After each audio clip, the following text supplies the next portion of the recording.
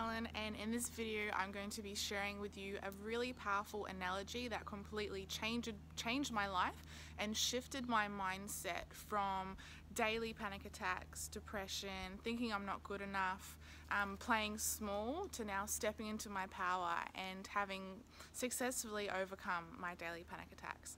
But first, I just want to say thank you so much for everybody who supported me and followed me so far through my journey, and I'm so flipping excited to finally step and share what has been on my heart for so long, which is creating my YouTube channel. So this analogy I actually heard from Jay Shetty, and it's basically an analogy which is describing how our thoughts become things and how we can start to put the external attachments in our world to have a massive part on how we're feeling on the inside.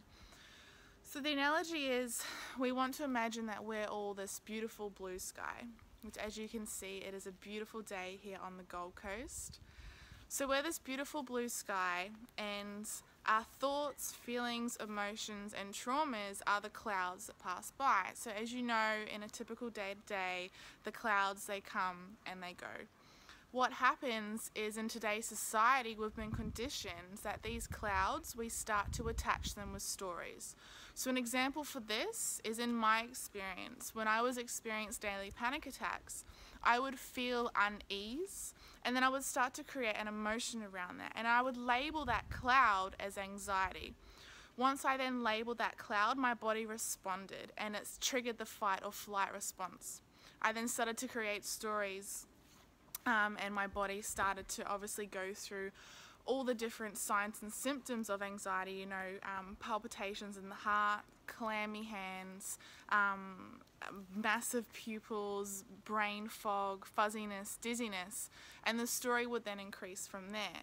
So when I heard this analogy, I started to implement that into my everyday life. So whenever I started to feel anxious or feel unease in the body, I would simply, and you might want to write this down so that you can start to action this in your everyday life, I would simply just say to myself, right, I'm allowing anxiety, I'm aware that my body is experiencing unease, this too shall pass. So back to the analogy, all those white clouds are, as they come and they go across the sky, is if it's an emotion, a trauma, or a situation, just being the observer, being the fly on the wall, acknowledging that that emotion is there, going, okay, I'm allowing sadness, I'm allowing depression, I'm allowing anxiety, or even going further to, I'm experiencing unease in my body, and this too shall pass. And just sitting and being with that and letting the energy flow through and out of you is really, really powerful. Now, don't get me wrong, this isn't going to completely shift your life. It's a tool that we need to be aware of and practice every single day. So awareness is the key to mastering our life, okay? Aware, we're basically just living our lives in mediocre, coming home, sitting on the TV and getting lost in our heads. A massive tip, along with this analogy, that has really this has been honestly a game changer for me, is the analogy of just envisioning any unease of emotions, any traumas or situations that arise, putting them in that big fluffy cloud and just watching them come and go.